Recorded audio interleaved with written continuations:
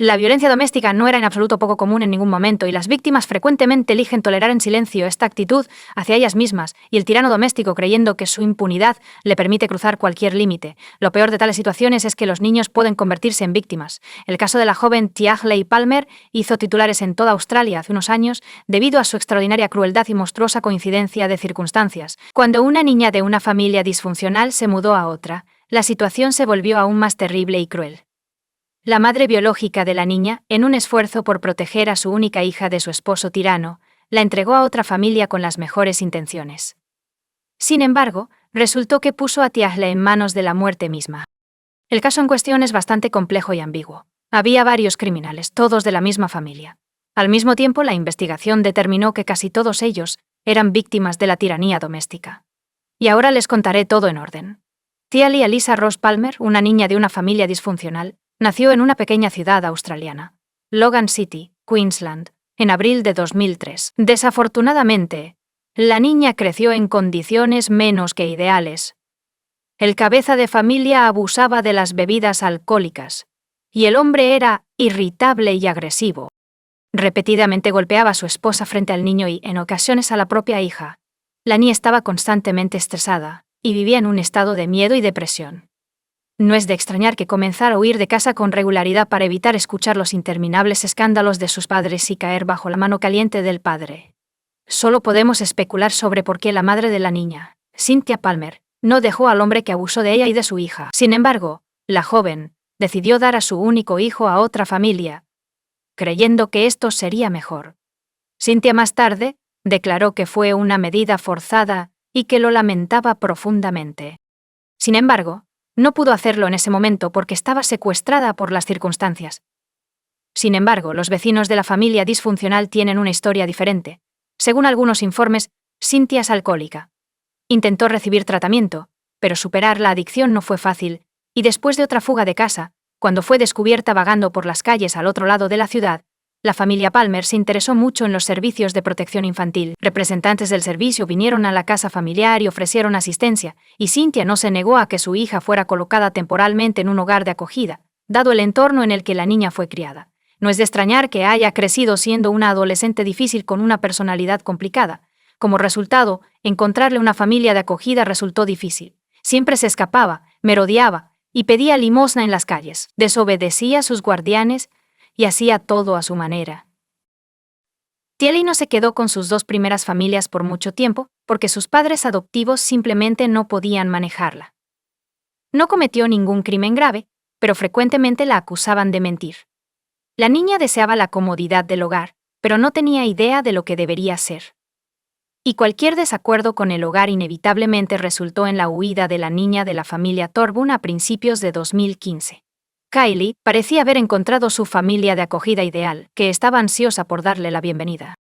Rick y Julia Thorburn, junto con sus esposos, formaban la familia Thorburn y estábamos criando a dos hijos, Josh, que tenía 19 años en ese momento, y Trent, que apenas tenía 18. La familia vivía en una amplia casa de 2 pisos con una piscina, ubicado en un pequeño pueblo rural en los suburbios de Brisbane. Tenían su propia granja de caballos y Julien inició un jardín de infancia privado en casa que era muy popular y los padres locales confiaban en los Thorburn con sus hijos. La familia era considerada acomodada y próspera, respetada en su estado natal y digna de confianza.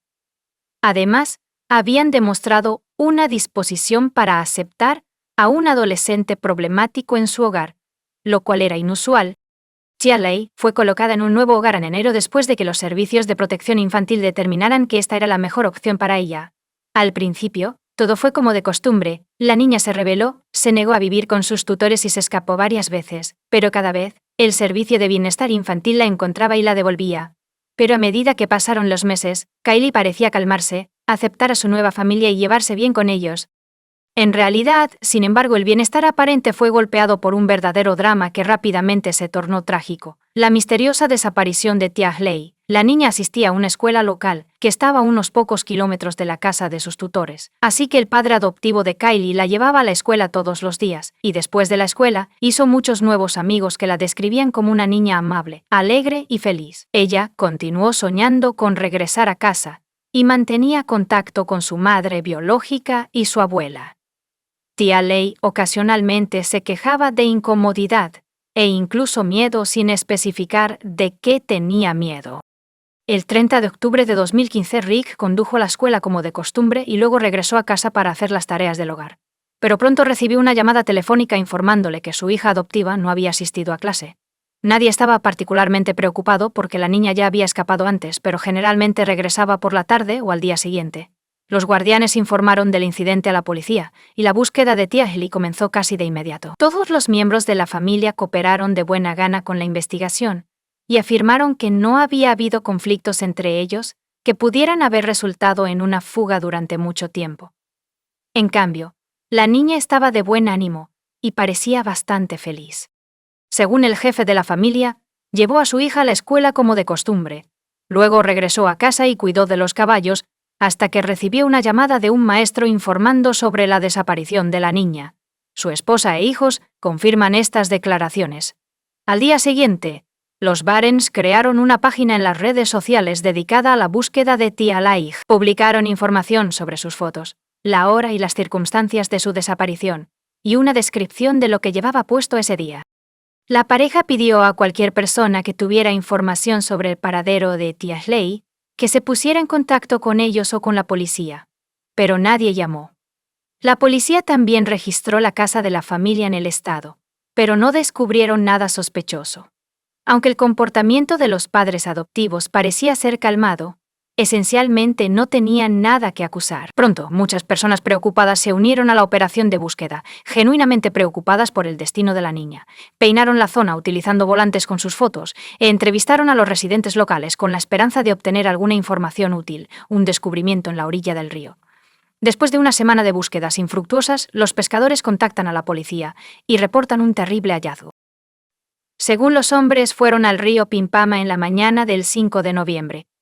Sin embargo, después de apenas lanzar sus cañas de pescar, notaron algo inusual en las aguas poco profundas y pantanosas.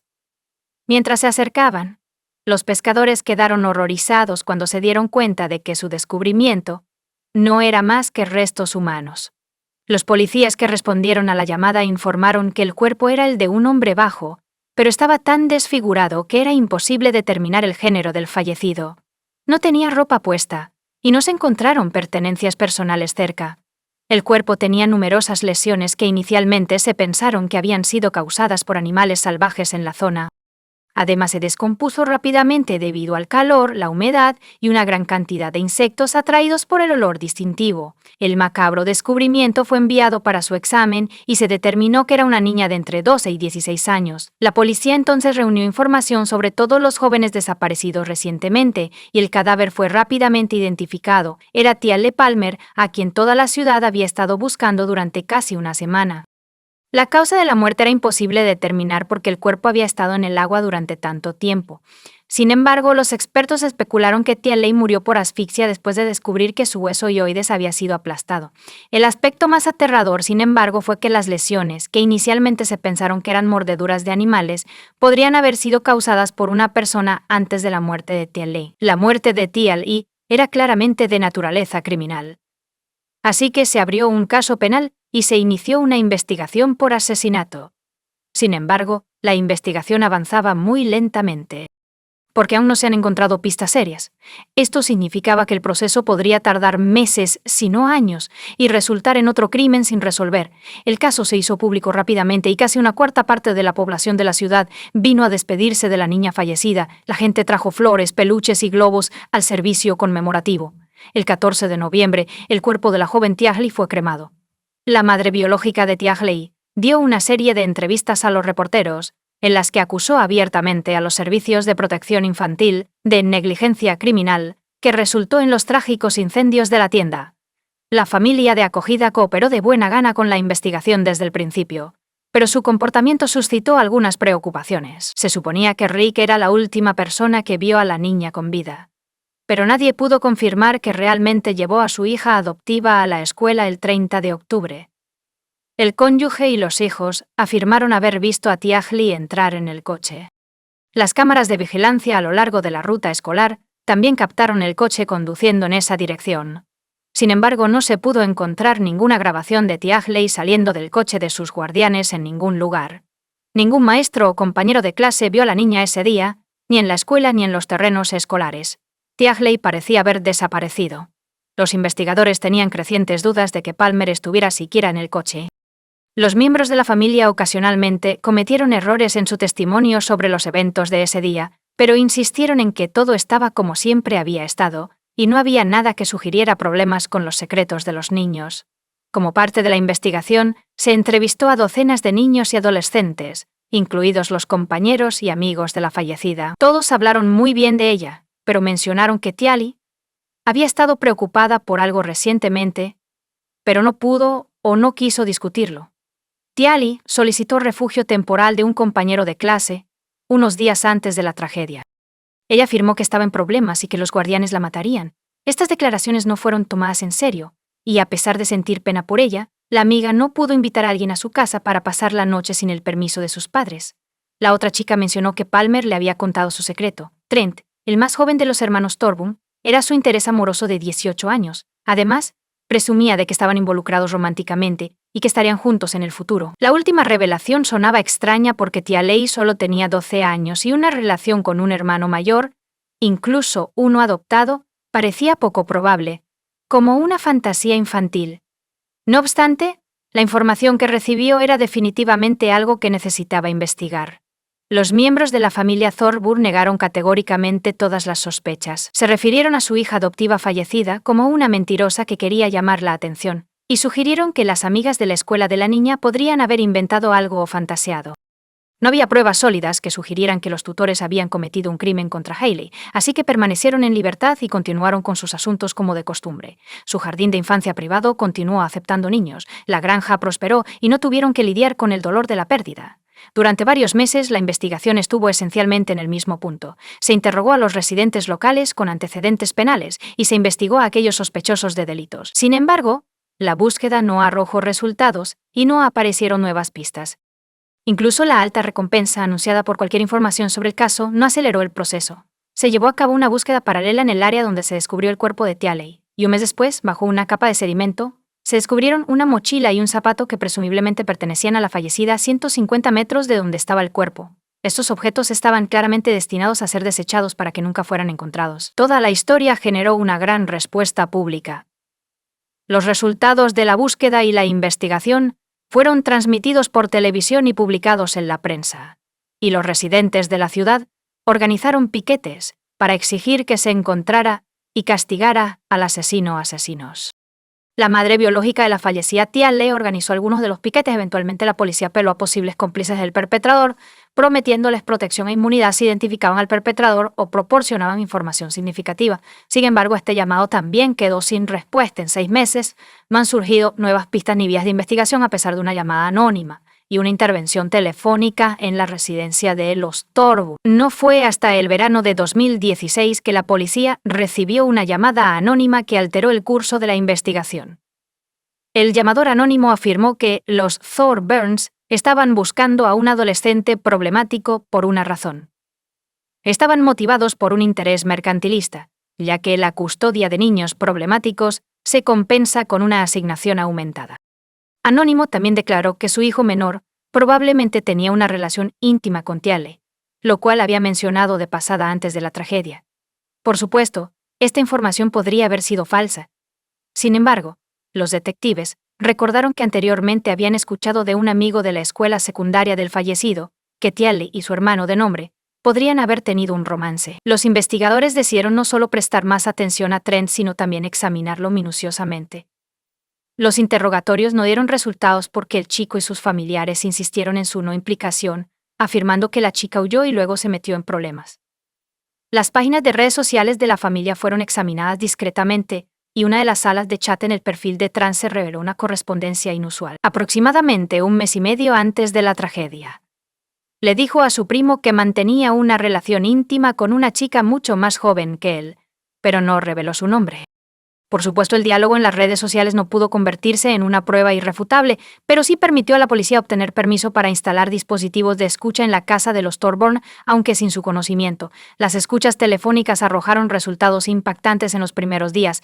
En las grabaciones se podía escuchar a los miembros de la familia ensayando meticulosamente sus versiones de los hechos, asegurándose de que sus historias coincidieran en cada detalle. El cabeza de familia enseñó a su hogar qué decir y cómo comportarse. Y de la boca de la madre salían frases como: «Papá tomó esta decisión para salvarse, tendrán que vivir con ello». Nunca, jamás le digan a nadie nada, pase lo que pase. Rick amenazó a los miembros de su familia varias veces, y aunque estaba claro que le tenían miedo porque sabían que su padre podía convertir las palabras en acciones en cualquier momento, aún no había pruebas directas suficientes. Sin embargo, la tarjeta azul de los Thorburn, que les otorgaba permiso para trabajar con niños, fue revocada casi de inmediato, obligando a cerrar el jardín de infancia privado. La intervención telefónica confirmó rápidamente que el hermano menor había tenido relaciones íntimas con Tiali. De hecho, había estado ocurriendo de manera regular durante varios meses, antes de que él informara a su madre en octubre que Tiali estaba embarazada. Si las sospechas de Trent hubieran sido correctas, habría sido condenado a prisión por tener una aventura con Tiali. Julia le contó todo a su esposo, y Rick decidió tomar medidas. Julia y sus hijos llegaron a Brisbane temprano el día de la tragedia, supuestamente por negocios. Se suponía que esto le serviría de coartada, así que Rick se quedó en casa con su hija adoptiva. Cuando la madre y los herederos regresaron a casa por la noche, ya se sabía que la niña había desaparecido, y el cabeza de familia afirmó haber resuelto el problema sin proporcionar ningún detalle, incluida la detención e investigación. Basándose en la información obtenida, todos los miembros de la familia decidieron ser entrevistados nuevamente, y la policía decidió registrar el coche de Rick, en el que supuestamente llevó a su hija adoptiva a la escuela el día en que desapareció, y resultó que el coche fue vendido casi inmediatamente después de la tragedia. El vehículo fue localizado, y una inspección minuciosa reveló viejas huellas de sangre deslavadas en el maletero. El análisis de ADN reveló que la sangre pertenecía a Tiahley, quien había sido asesinada. Después de eso, cualquier duda restante fue disipado, y los Thorburns fueron detenidos. Fueron interrogados por separado, siendo Trent el primero en hablar. Resultó que él había engañado a Tiahley para que lo sedujera contándole sobre sus sentimientos y prometiéndole que siempre estarían juntos. Ella se enamoró completamente de él, le creyó, e incluso presumió a sus amigos de la escuela que estaba en una relación real. Sin embargo, cuando empezó a sospechar del embarazo, se dio cuenta de que el padre adoptivo podría matarla literalmente, y comenzó a pedir a sus compañeros de clase que la acogieran. Al menos por un tiempo. Rick luchó el más tiempo, pero fue presionado por las pruebas y el testimonio de los miembros de su familia. Confesó haber matado a su hija adoptiva, alegando que solo intentaba proteger a su familia. La había estrangulado severamente y desfigurado su cuerpo con la esperanza de que nadie lo identificara. Rick no consideró la posibilidad de las pruebas de ADN cuando el jefe de la familia fue formalmente acusado de asesinato en primer grado. Se desmayó y fue llevado de urgencia al hospital con un ataque al corazón. Sus médicos concluyeron que él mismo había causado el ataque al tomar una gran dosis de potentes drogas. Lucharon por su vida durante varios días para que el perpetrador pudiera ser juzgado y recibir un castigo justo. Todo el país siguió el juicio y la sentencia de cada miembro de la familia, así como la investigación y el juicio, porque el caso de Tiahley Palmer se convirtió en uno de los más publicitados y crueles de la última década. Cada miembro de la familia Thorburn fue declarado culpable, pero muchos creían que sus sentencias eran demasiado indulgentes. Por ejemplo, Josh, el hijo mayor, fue condenado a solo 3 meses de prisión por perjurio e intentar obstruir la investigación. El tribunal consideró su genuino remordimiento y el hecho de que fue un testigo clave contra su padre y su hermano menor durante el juicio. Julia Thorburn fue condenada a 1 año y medio de prisión por perjurio y por ocultar a su esposo e hijo. En el juicio admitió que estaba aterrorizada de su marido y creía que podría asesinarla a ella y a su hijo. El hermano menor fue condenado a 4 años de prisión, lo que muchos niños creen que es un castigo demasiado leve por seducir a Tiahley. Perjurio y obstrucción de la investigación. De hecho, el joven cumplió poco más de 1 año antes de ser liberado anticipadamente. El cabeza de familia que trató a Tiahley de la manera más brutal fue condenado a cadena perpetua. Se declaró culpable de todos los cargos y expresó un profundo arrepentimiento por sus acciones. Rick afirmó repetidamente que estaba motivado por el deseo de proteger a su familia, pero no entiende cómo pudimos cometer un crimen así. Tras el veredicto final, la madre biológica de Tiahley dio una entrevista en la que afirmó que ninguno de los castigos para los asesinos de su hija era lo suficientemente severo. Sin embargo, el día del veredicto marca el final de su búsqueda de justicia. Comparte tu opinión con nosotros en los comentarios y suscríbete al canal para más.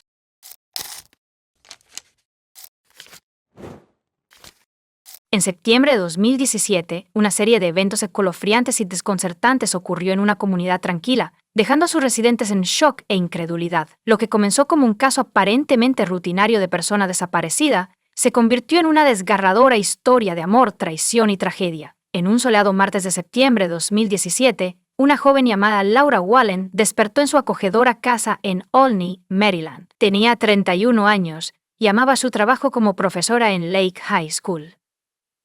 Era tan buena en su trabajo que fue nombrada maestra del año el año anterior. Laura había trabajado duro para prepararse para el nuevo año escolar. Pasó semanas preparando su aula para sus estudiantes. Ella estaba deseando volver a empezar la escuela. Sin embargo, algo extraño ocurrió en ese fatídico día.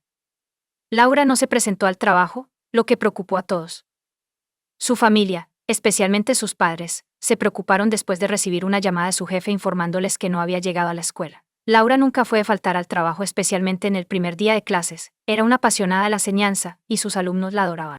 Así que cuando las Lauras recibieron esa llamada, supieron que algo estaba muy mal. Decidieron contactar a la policía y reportarla como desaparecida. La policía decidió verificar el estado de Laura y su hogar. Cuando llegaron, su casa parecía normal, sin signos de problemas. Era desconcertante. ¿Dónde podría estar? ¿Qué causó que Laura desapareciera? Aún más preocupante era que ella estaba embarazada de 4 meses. La policía tenía que encontrarla. Contactaron a su novio, Tyler Tessier, con la esperanza de que pudiera proporcionar algunas respuestas. Sin embargo, Tyler declaró que no tenía idea de dónde estaba Laura. Comenzó una búsqueda frenética. El Ford Escape negro de Laura fue descubierto estacionado en un complejo de apartamentos cerca de la escuela secundaria donde trabajaba. Los voluntarios se reunieron en los condados de Howard y Montgomery, repartiendo volantes con la foto de Laura y pegando carteles de desaparecida donde podían. Los padres de Tyler y Laura incluso aparecieron en la televisión para pedir ayuda y prometer una recompensa. ¿Alguien sabe dónde está Laura? Tyler, que estaba desesperado por encontrar a Laura, se dirigió a la conferencia de prensa. Suplicó al público que compartiera cualquier información que tuvieran. Adoraba a Laura y estaba constantemente preocupado por ella. Dijo: Laura, no importa lo que haya pasado mientras escuches, no importa qué tipo de problema estés experimentando, no hay nada que no podamos resolver juntos. A tanta gente le haces falta, hay tantas personas afuera que no han dormido y no hemos comido. Simplemente estamos buscándote o rezando para que estés a salvo. Pero Tyler también estaba pidiendo ayuda. La policía y la familia de Laura comenzaron a sospechar que él estaba ocultando algo relacionado con la desaparición de Laura. La policía notó algunas inconsistencias en lo que él decía, y permitir que Tyler hablara en la conferencia de prensa fue una estrategia para obtener más información. Laura todavía estaba en la lista de desaparecidos en ese momento. Nadie sabía qué le había pasado o dónde estaba. Pero a medida que avanzaba la investigación, Tyler comenzó a revelar información perturbadora, planteando aún más preguntas.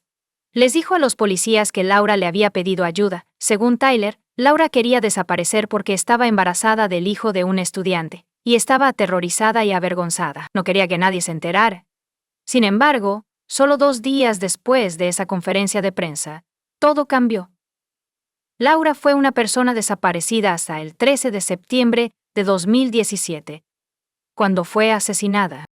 La policía recibió un aviso que los llevó a un campo remoto en Damasco, Maryland. Se sabía que Tyler frecuentaba la zona, y descubrieron un terreno recién excavado en un rincón oculto del campo. Descubrieron algo espantoso con la ayuda de perros especialmente entrenados. El cuerpo de Laura fue enterrado en una tumba poco profunda. Una autopsia posterior reveló que le habían disparado en la nuca. Este fue un giro desgarrador y horrible de los acontecimientos. Y la policía ahora se enfrentaba a la difícil tarea de determinar cuándo murió, quién la asesinó y por qué el descubrimiento del cuerpo de Lauren marcó un capítulo oscuro y trágico en la historia, y estaba claro que había mucho más por descubrir. La familia de Laura, aún aturdida por el shock de su desaparición, ahora tenía que enfrentarse a la devastadora realidad de su asesinato. La búsqueda de respuestas apenas. Tyler fue considerado una persona de interés en el caso porque se pensaba que era la última persona en ver a Laura con vida. Esta sospecha surgió de las inconsistencias en las diversas versiones que proporcionó sobre su paradero y actividades. Durante el periodo relevante, la policía tenía evidencia de que Laura estaba viva el 1 de septiembre, ya que su familia la vio ese día. Al día siguiente, 2 de septiembre, Laura salió de excursión. Durante este tiempo, Laura le envió un mensaje de texto a su hermana sobre la aventura que Tyler le había llevado. El mensaje decía: Tyler me ha llevado a una aventura en el campo. No estoy seguro de por qué, pero es por algo que está esperando en un campo. La policía descubrió una pista importante mientras investigaba las transacciones financieras de Laura.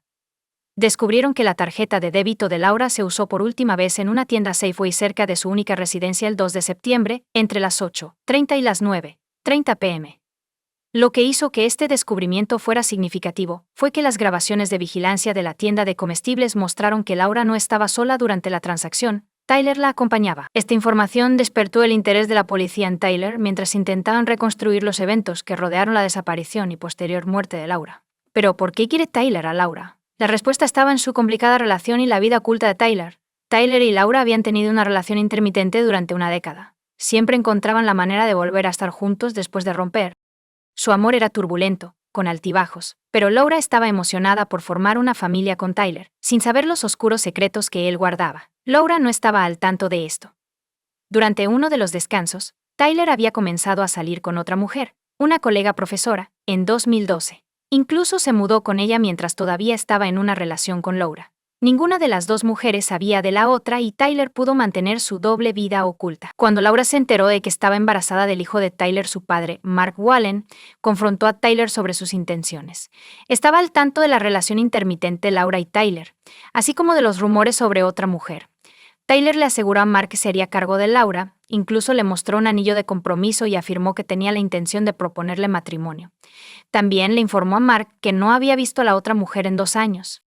Sin embargo, más tarde se reveló que el anillo que Tyler le había dado a Mark fue usado para proponerle matrimonio a otra mujer, no a Laura. La otra mujer había aceptado, y su boda estaba programada para justo un mes después de que Laura diera a luz al hijo de Tyler. Laura y la otra mujer pensaban que estaban en relaciones exclusivas con Tyler, pero la verdad era mucho más complicada.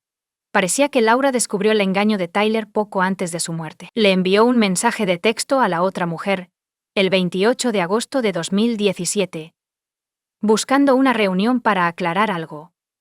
Dejó claro en su mensaje que estaba buscando respuestas en lugar de una confrontación. Según la policía, Tyler supuestamente comenzó a planear el asesinato de Laura pocos días después de enviar ese mensaje. Parecía haber convencido a la otra mujer de que Laura estaba inestable y lo estaba acosando.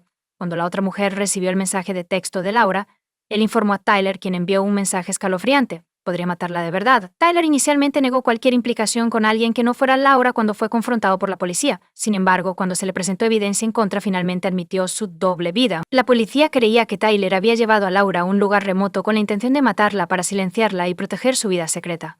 Laura pensaba que iba a haber un terreno que Tyler quería comprar, pero la realidad era mucho más siniestra. Él eligió un campo cerca de la granja donde trabajaba, un lugar que conocía muy bien. La hermana de Laura le había pedido que tomara una foto durante el viaje, y Laura aceptó. La policía usaría más tarde esa imagen para localizar el lugar donde se encontró su cuerpo sin vida. Tyler la había llevado allí 2 veces, una en septiembre de 2017 y otra al día siguiente. La policía creía que Tyler disparó a Laura el 17 de septiembre, y sus acciones después del asesinato fueron calculadas y perturbadoras. Ese mismo día, le envió un mensaje de texto a un amigo y le pidió un viaje nocturno a Baltimore. Sin embargo, el amigo se negó a aconsejarle en contra de un viaje tan tarde en la noche. La respuesta de Tyler fue escalofriante. Probablemente solo esté intentando limpiar un desastre. Donde los fiscales Tylers, las acciones fueron claras en todo momento. Un asesinato premeditado. Creían que su meticulosa planificación y elección del lugar indicaban que había tenido la intención de matar a Laura para proteger sus secretos de Tyre, con el objetivo de proporcionar cierre y justicia a la familia de Laura. pero la verdad seguiría siendo esquiva. La impactante y trágica historia de Laura Vallen y Tyler Tessier estaba lejos de terminar. A medida que el caso se acerca a su clímax en el tribunal, un giro repentino e inesperado de los acontecimientos dejaría a todos atónitos, y la búsqueda de justicia tomaría una nueva dirección. Los detectives creían que después de que Tyler disparó a Laura, utilizó mensajes de texto para ocultar pruebas y sembrar dudas sobre la paternidad del bebé de Laura. Usó el teléfono de Laura para enviar un mensaje a su hermana, diciendo: «Estoy aproximadamente un 95% seguro de que Tyler no es el padre. Intentaré contactar a Antoine». Claro, Tyler no es el padre. Intentaré contactar a Antoine. La hermana de Laura encontró el mensaje confuso. Tenía una relación cercana con Laura, y sabía que si Laura tenía alguna duda sobre la paternidad del bebé, no lo discutiría por mensaje de texto. Le dijo a los policías que Laura había salido con alguien llamado Antoine aproximadamente 2 años antes de su muerte, pero que no había tenido contacto con él desde entonces. Tyler fue arrestado y acusado de asesinato en primer grado, obstrucción de la justicia, manipulación de pruebas y declaraciones falsas. Enfrentó solo un cargo de asesinato porque la ley de Maryland requiere que el niño sea viable fuera del útero antes de que se puedan presentar cargos adicionales. Cuando fue interrogado por la policía, Tyler inicialmente negó cualquier implicación o conocimiento de la situación de Laura. Sin embargo, más tarde proporcionó varios relatos contradictorios de los eventos. Inicialmente afirmó que durante una acalorada discusión en septiembre, Laura se enfureció y lo atacó con unas tijeras, lo que provocó que ella cayera y aparentemente muriera tras chocar con un poste del porche. Tyler la enterró en un campo, creyendo que había muerto. Cuando se le preguntó sobre la herida de bala encontrada durante la autopsia, él declaró que estaba preocupado de haberla enterrado viva, y luego regresó para dispararle y asegurarse de que estuviera muerta y no sufriera. Tyler luego cambió su historia, diciendo a la policía que hombres afroamericanos habían entrado en la casa de Laura y la habían secuestrado. Asegura que los obligaron a conducir hasta Damasco, donde Laura fue asesinada. Cuando le preguntaron por qué no lo habían disparado, Tyler explicó que suplicó a los hombres que lo dejaran ir. La fiscalía estaba segura de su caso, afirmando que Tyler era responsable de la muerte de Laura. Sostuvieron que Tyler, quien había estado viviendo una doble vida durante años, estaba preocupado porque su secreto estaba a punto de ser revelado, ya que Laura había descubierto la verdad. Tyler supuestamente planeó el asesinato de Laura después de que ella contactara a la otra mujer con la que estaba involucrado. Se suponía que Tyler pasaría el fin de semana del 2 de septiembre con la otra mujer en Pensilvania, supuestamente para buscar vestidos de dama de honor. En cambio, afirmó que no podía ir debido a una lesión en la rodilla sufrida mientras paseaba a su perro, lo cual resultó ser una mentira. Organizó encontrarse con Laura y llevarla a un campo remoto en Damasco, en el condado de Montgomery. La fiscalía argumentó que el asesinato de Laura fue premeditado, como lo demuestra el lugar aislado donde fue asesinada y enterrada. Querían llevar al jurado a esta ubicación remota para mostrar la extensión de su aislamiento y la planificación requerida. Esta visita requeriría un vehículo de tracción en las 4 ruedas para navegar por terrenos fuera de carretera, ascender una colina curva y descender hasta la esquina de un campo de hierba, demostrando la lejanía y el carácter oculto del lugar, apoyando su afirmación de premeditación. También planean mostrar al jurado una instalación de procesamiento de animales cerca del campo. Los fiscales creen que Tyler usó una cargadora de oruga en la propiedad para cavar una tumba poco profunda para el cuerpo de Laura. La placa delantera de Laura y su teléfono celular fueron encontrados en un contenedor de basura en la propiedad. La fiscalía estaba preocupada de que las fotografías por sí solas no representaran con precisión al creador oculto del campo, lo que implicaba que alguien familiarizado con la zona había elegido. Tenían una imagen aérea del lugar con una línea de árboles y una fotografía de Laura en una camioneta en el mismo lugar. Laura le había enviado a su hermana una foto de ella desde ese lugar. Además, los registros telefónicos de Tyler y Laura los mostraron en el lugar donde Laura fue descubierta más tarde, y la fiscalía planeaba decirle al jurado que después de enterrar a Laura, Tyler condujo su coche hasta un complejo de apartamentos en Columbia donde fue descubierto más tarde. Planeaban llamar a testigos, incluyendo a uno de los amigos de Tyler, quien afirmó que Tyler pidió un aventón desde el complejo de apartamentos y solicitó la oportunidad de presentar su caso ante un jurado el 28 de septiembre a las 5 a.m. El cuerpo sin vida de Tyler fue descubierto en su celda solo unas horas antes de que su juicio estuviera programado para comenzar. Se ahorcó dentro del centro correccional del condado de Montgomery en Rockville, Maryland, dejando 5 notas de suicidio en la parte superior de su litera. Este trágico giro de los acontecimientos significó que la Fiscalía se vería privada de la oportunidad de exponer y probar su caso ante un jurado. La muerte de Tyler trajo una conclusión abrupta e inesperada a un caso que había despertado un interés generalizado debido a sus circunstancias complejas y perturbadoras. Comparte tu opinión con nosotros en los comentarios y suscríbete al canal para más.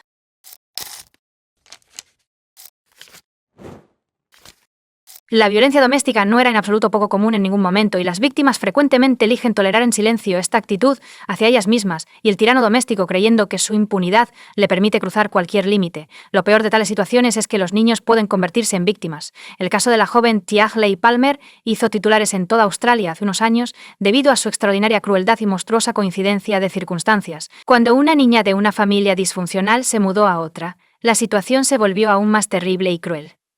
La madre biológica de la niña, en un esfuerzo por proteger a su única hija de su esposo tirano, la entregó a otra familia con las mejores intenciones. Sin embargo, resultó que puso a Tiahley en manos de la muerte misma. El caso en cuestión es bastante complejo y ambiguo. Había varios criminales, todos de la misma familia. Al mismo tiempo, la investigación determinó que casi todos ellos eran víctimas de la tiranía doméstica. Y ahora les contaré todo en orden. Tiahley Elisa Ross Palmer, una niña de una familia disfuncional, nació en una pequeña ciudad australiana, Logan City, Queensland, en abril de 2003. Desafortunadamente, la niña creció en condiciones menos que ideales. El cabeza de familia abusaba de las bebidas alcohólicas, y el hombre era irritable y agresivo.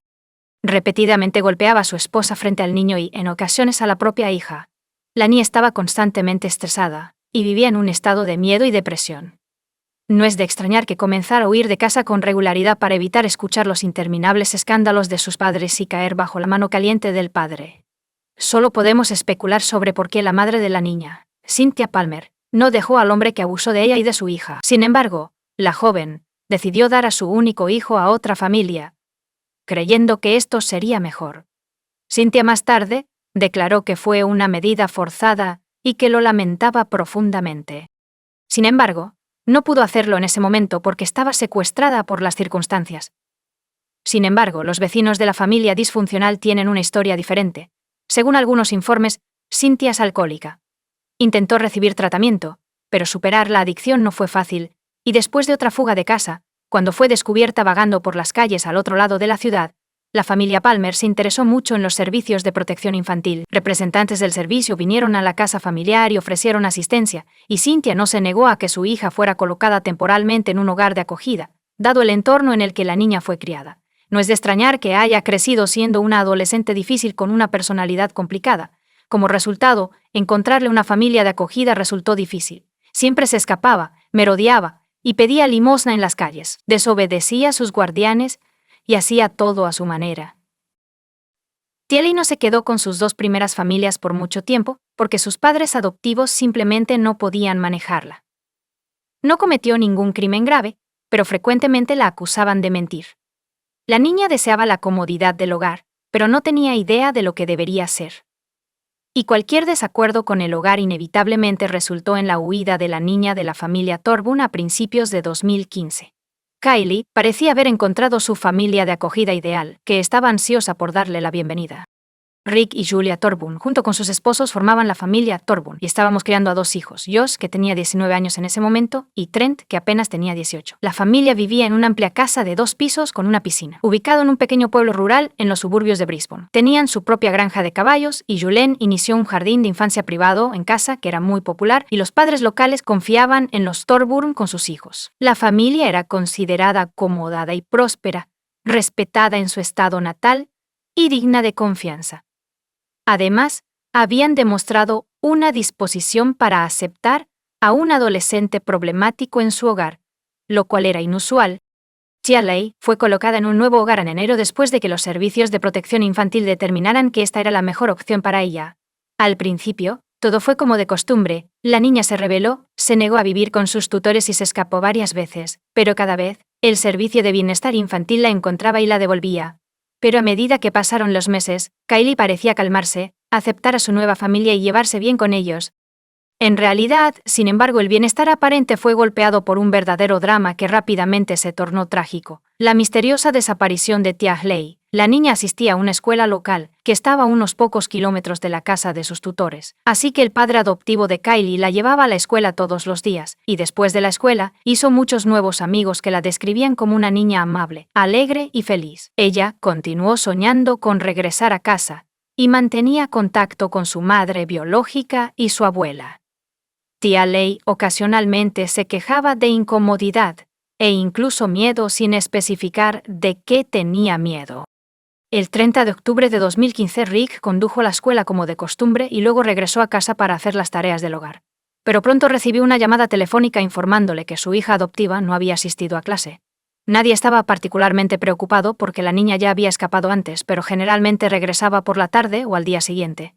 Los guardianes informaron del incidente a la policía, y la búsqueda de tía Ellie comenzó casi de inmediato. Todos los miembros de la familia cooperaron de buena gana con la investigación, y afirmaron que no había habido conflictos entre ellos que pudieran haber resultado en una fuga durante mucho tiempo.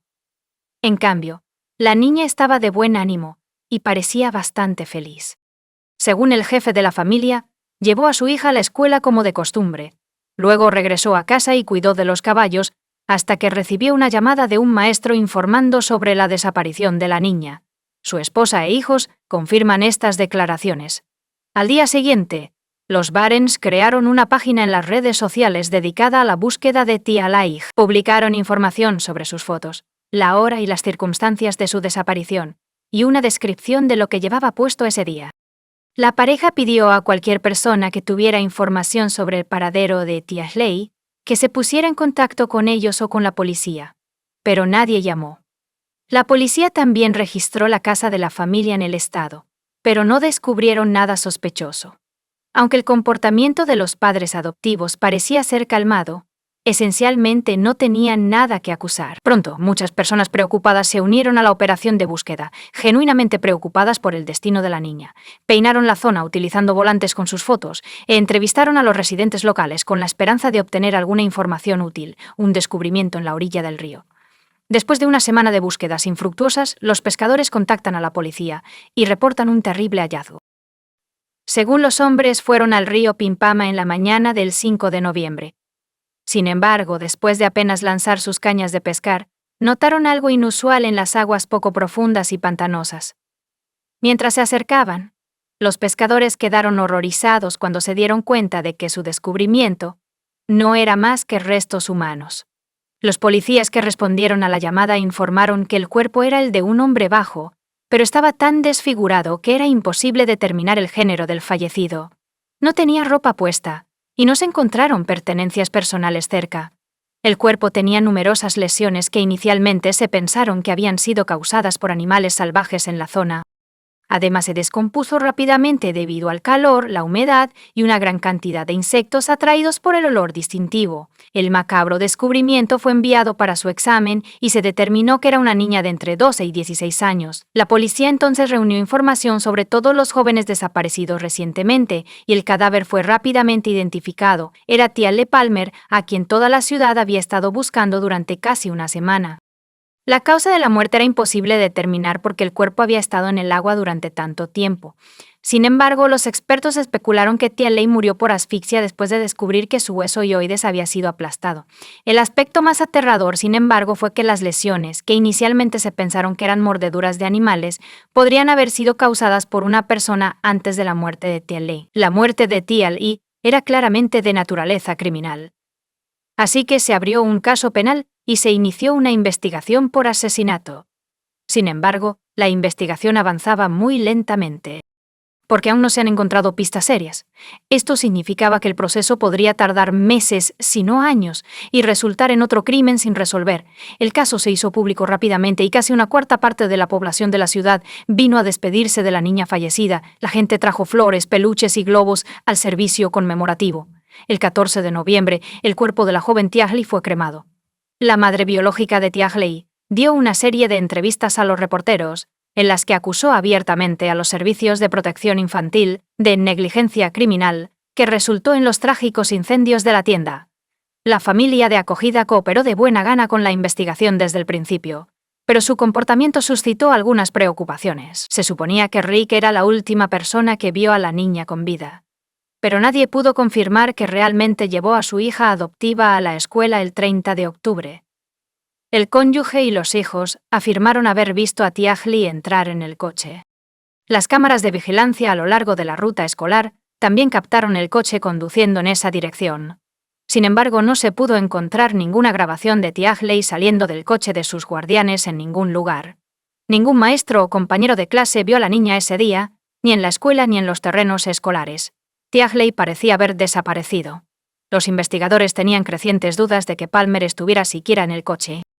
Los miembros de la familia ocasionalmente cometieron errores en su testimonio sobre los eventos de ese día, pero insistieron en que todo estaba como siempre había estado, y no había nada que sugiriera problemas con los secretos de los niños.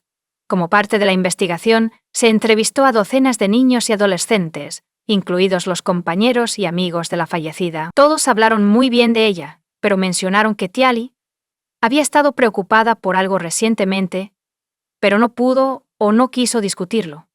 Tiahley solicitó refugio temporal de un compañero de clase unos días antes de la tragedia. Ella afirmó que estaba en problemas y que los guardianes la matarían. Estas declaraciones no fueron tomadas en serio, y a pesar de sentir pena por ella, la amiga no pudo invitar a alguien a su casa para pasar la noche sin el permiso de sus padres.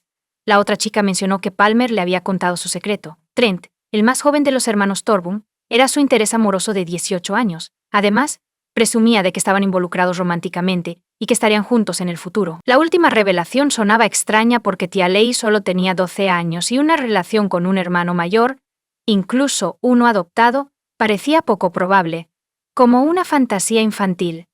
No obstante, la información que recibió era definitivamente algo que necesitaba investigar.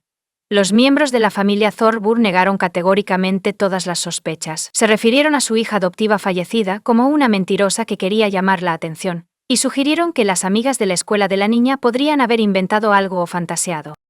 No había pruebas sólidas que sugirieran que los tutores habían cometido un crimen contra Hayley, así que permanecieron en libertad y continuaron con sus asuntos como de costumbre. Su jardín de infancia privado continuó aceptando niños, la granja prosperó y no tuvieron que lidiar con el dolor de la pérdida. Durante varios meses la investigación estuvo esencialmente en el mismo punto. Se interrogó a los residentes locales con antecedentes penales y se investigó a aquellos sospechosos de delitos. Sin embargo, la búsqueda no arrojó resultados y no aparecieron nuevas pistas. Incluso la alta recompensa anunciada por cualquier información sobre el caso no aceleró el proceso. Se llevó a cabo una búsqueda paralela en el área donde se descubrió el cuerpo de Tiahley, y un mes después, bajo una capa de sedimento, se descubrieron una mochila y un zapato que presumiblemente pertenecían a la fallecida a 150 metros de donde estaba el cuerpo. Estos objetos estaban claramente destinados a ser desechados para que nunca fueran encontrados. Toda la historia generó una gran respuesta pública.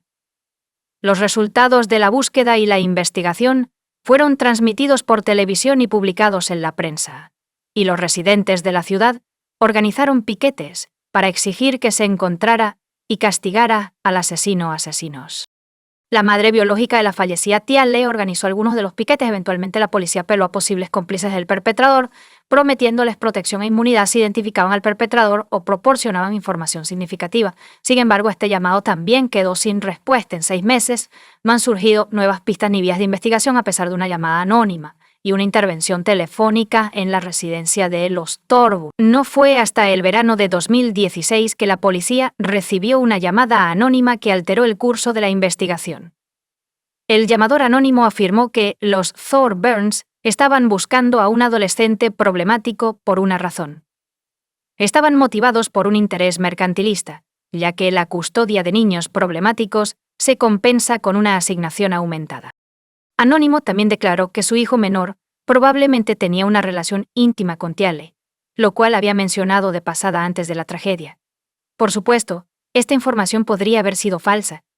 Sin embargo, los detectives recordaron que anteriormente habían escuchado de un amigo de la escuela secundaria del fallecido que Tiahley y su hermano de nombre podrían haber tenido un romance. Los investigadores decidieron no solo prestar más atención a Trent, sino también examinarlo minuciosamente. Los interrogatorios no dieron resultados porque el chico y sus familiares insistieron en su no implicación, afirmando que la chica huyó y luego se metió en problemas. Las páginas de redes sociales de la familia fueron examinadas discretamente, y una de las salas de chat en el perfil de Trent se reveló una correspondencia inusual. Aproximadamente 1 mes y medio antes de la tragedia, le dijo a su primo que mantenía una relación íntima con una chica mucho más joven que él, pero no reveló su nombre. Por supuesto, el diálogo en las redes sociales no pudo convertirse en una prueba irrefutable, pero sí permitió a la policía obtener permiso para instalar dispositivos de escucha en la casa de los Thorburn, aunque sin su conocimiento. Las escuchas telefónicas arrojaron resultados impactantes en los primeros días.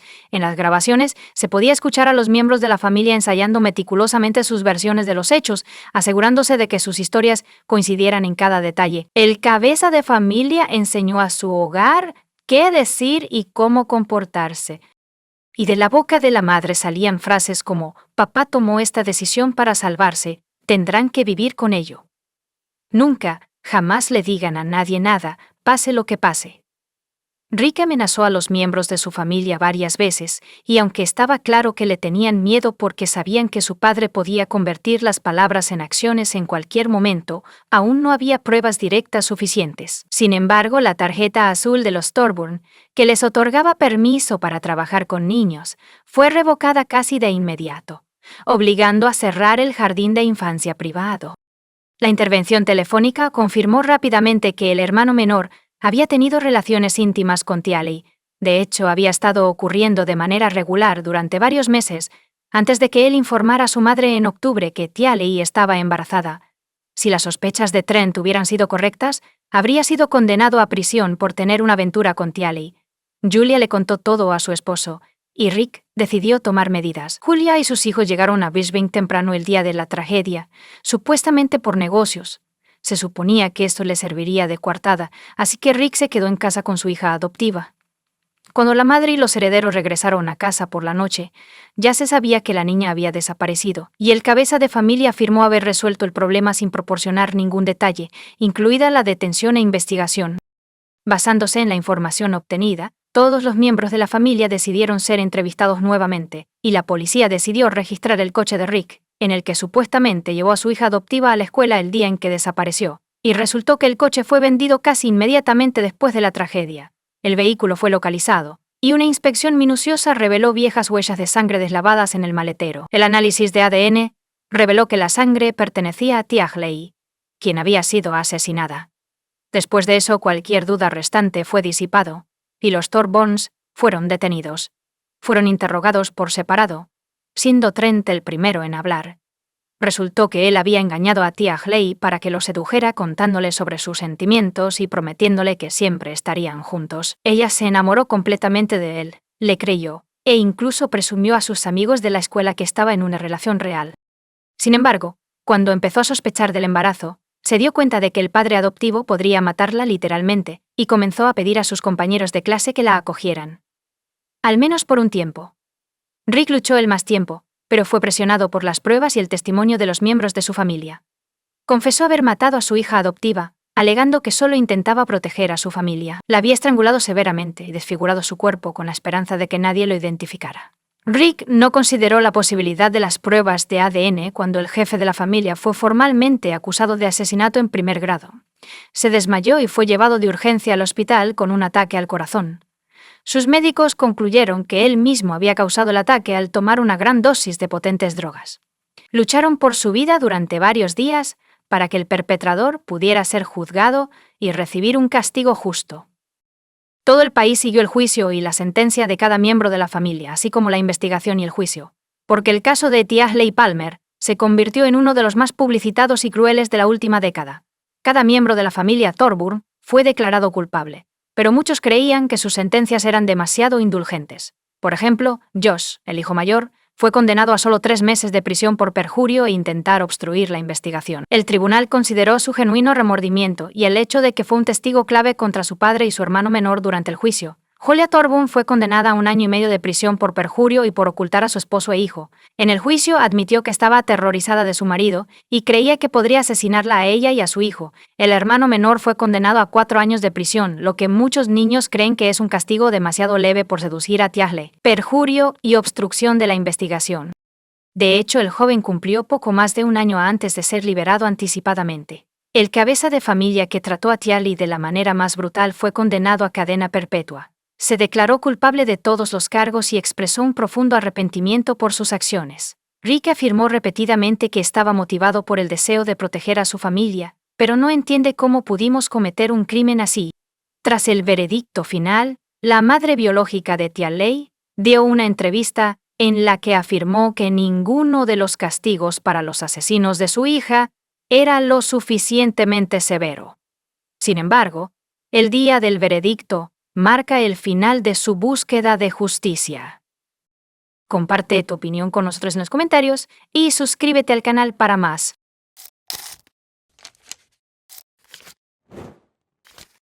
En la tranquila ciudad costera de San Agustín, Florida, el 8 de julio de 2010 fue un día que aquellos que la conocían nunca olvidarían.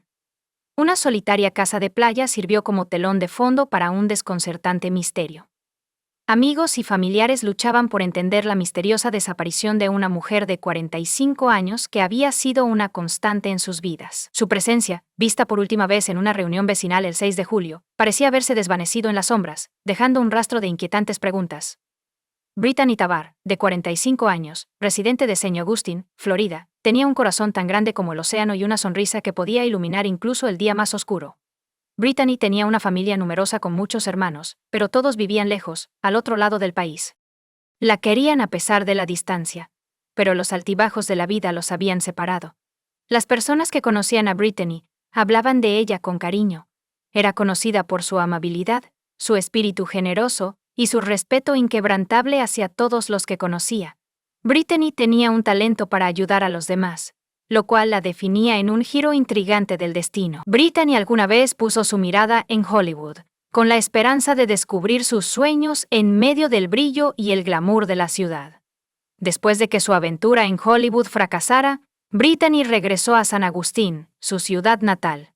Forjó un nuevo camino aquí, convirtiéndose eventualmente en fotógrafa y agente inmobiliaria. Su lente de cámara capturó la belleza del pueblo, y su actitud amigable ayudó a los demás. El amor de Brittany por hacer amigos fue lo que realmente la diferenciaba. Tenía un talento especial para convertir a los extraños en amigos, y su red en San Agustín se expandió rápidamente. Personas de todos los ámbitos de la vida se sentían atraídas por su personalidad contagiosa. Sin embargo, la vida es impredecible, y Brittany no tenía idea de lo que iba a suceder a continuación. La última aparición de Brittany en la comunidad fue la noche del 6 de julio, solo 2 días antes de su misteriosa desaparición. Ella estaba animada mientras socializaba con vecinos y amigos en la animada fiesta. Más tarde esa noche, alrededor de las 9 p.m., hizo una parada rutinaria en una gasolinera cercana para llenar el tanque de su Toyota RAV4. Sin embargo, después de esta parada aparentemente rutinaria, Brittany se convirtió en un misterio elusivo cuando amigos preocupados por su desaparición fueron a su casa. Parecía normal por fuera. No parecía haber actividad dentro de la casa. Su coche estaba notablemente ausente, lo que llevó a algunos a especular que ella había dejado temporalmente su casa por unos días. Sin embargo, su familia estaba preocupada porque sabían que era inusual que ella se fuera sin informar a nadie. La policía no inició una investigación de inmediato porque nada parecía fuera de lugar, y no había evidencia de juego sucio, ni de que Brittany hubiera sufrido algún daño. Amigos y su pareja, Tim Martin, entraron en su casa a través de un cerrajero, y tras una inspección más detallada, una escena extraña se desplegó ante sus ojos. La casa tenía una limpieza casi antinatural, como si hubiera sido fregada a fondo, dejando un olor distintivo a productos de limpieza, particularmente lejía. Los 2 pequeños perros Bichon Frise de Brittany, Cobear y Yui también estaban desaparecidos, pero sus gatos permanecían dentro de la casa. El zumbido del aire acondicionado de fondo añadía al misterio, lo cual era inusual para Brittany, quien normalmente se preocupaba por el consumo de energía y no lo dejaba encendido ni siquiera si solo se iba por unos días. Los amigos de Brittany le dijeron a la policía que ella les había expresado preocupación y miedo. Ella había hablado con algunos de ellos sobre sus preocupaciones. Esta inquietud surgía de una disputa contenciosa que tenía con su vecina, y lo que alguna vez había sido una relación cordial se había convertido en un hervidero de hostilidad, marcado por escaramuzas físicas, escaramuzas legales y los fervientes intentos de Brittany por obtener una orden de restricción permanente contra Anna. El momento de la desaparición de Brittany fue especialmente desconcertante porque coincidió con una audiencia judicial crítica en esta larga disputa. Brittany recopiló meticulosamente pruebas y se preparó para su próximo juicio, lo que hizo que su repentina desaparición fuera aún más desconcertante para quienes la conocían bien. Estaba ansiosa por su comparecencia en el tribunal y no quería perdérsela. Brittany y Anne habían sido amigas cercanas anteriormente, vinculándose sobre recuerdos compartidos y camaradería. Sin embargo, La idílica amistad de Anne comenzó a desmoronarse cuando su novio cruzó el Atlántico desde Irlanda, lo que la llevó a buscar alojamiento para su compañera de cuarto con el fin de hacer espacio para su vista. Brittany, siempre complaciente, aceptó alojar a la compañera de cuarto de Anne, pero luego cambió de opinión. Este cambio abrupto aumentó las tensiones entre Brittany y Anne, sentando las bases para una disputa contenciosa. El conflicto escaló a proporciones alarmantes, culminando en una impactante pelea física que resultó en el arresto de Brittany por cargos de agresión. Su actitud, que antes era acogedora, había cambiado a una de determinación resuelta para buscar protección legal contra las amenazas percibidas de Anne. Brittany llevaba una cámara de video con ella en todo momento, documentando cada interacción con Anne para reunir pruebas irrefutables para la inminente batalla legal. Entre estos enfrentamientos, el día en que Brittany desapareció surgió como un momento decisivo. Había anticipado durante mucho tiempo el día en que comparecería en el tribunal para la demanda civil que buscaba una orden de restricción permanente contra Anne. Había trabajado duro para reunir pruebas y prepararse para presentar su caso a sus amigos y familiares. La idea de que Brittany se perdiera voluntariamente esta audiencia crítica parecía implausible, mientras que Anne, naturalmente, se convirtió en una persona de interés a los ojos de los investigadores. Las indagaciones iniciales indicaron que tenía una coartada creíble. Unos días después de la última vez que vieron a Brittany, sus dos queridos perros, Cobear y Huey, fueron encontrados vagando por separado en Hopkins, Carolina del Sur, añadiendo un giro inesperado al caso. En medio de esta disputa vecinal, surgió otro aspecto de la personalidad de Brittany, un espíritu compasivo que había abierto su hogar a al menos 8 personas sin hogar diferentes a lo largo de los años. Brittany los recibió calurosamente, ofreciéndoles refugio a cambio de su ayuda con varias tareas del hogar. Entre ellos estaba Joseph Dean Roberts, un joven de 26 años que había vivido recientemente con Brittany. Brittany solo había conocido a Joseph unas semanas antes de su misteriosa desaparición en una librería Barnes & Noble local. A pesar de sus breves interacciones, Joseph le había contado su desgarradora historia. Se había quedado sin hogar después de perder su trabajo en la gasolinera Kangaroo en la playa de San Agustín. Brittany, conocida por su bondad infinita, le tendió la mano y le ofreció un lugar donde quedarse. Las primeras impresiones de Joseph lo retrataron como un joven modesto y promedio, lo cual fue confirmado por sus amigos. No vieron ninguna razón para preocuparse, creyendo que era un huésped típico. Sin embargo, Joseph tenía una trágica historia, diciéndole a los amigos de Brittany que había perdido a sus padres y que su situación de vida se había vuelto hostil, lo que lo llevó a buscar refugio bajo su techo. Brittany hizo un esfuerzo extraordinario cuando se mudó al comprar una computadora. Compartían la ambición de iniciar juntos un negocio de diseño web, lo cual reflejaba el espíritu aventurero de Brittany. La policía, que siempre estaba ansiosa por probar cosas nuevas, se interesó cada vez más en Joseph, a medida que aprendían más sobre su relación con Brittany y los eventos que rodearon su desaparición. Lo detuvieron por exceso de velocidad en el coche de Brittany, en Evanston, Wyoming, el día después de su desaparición.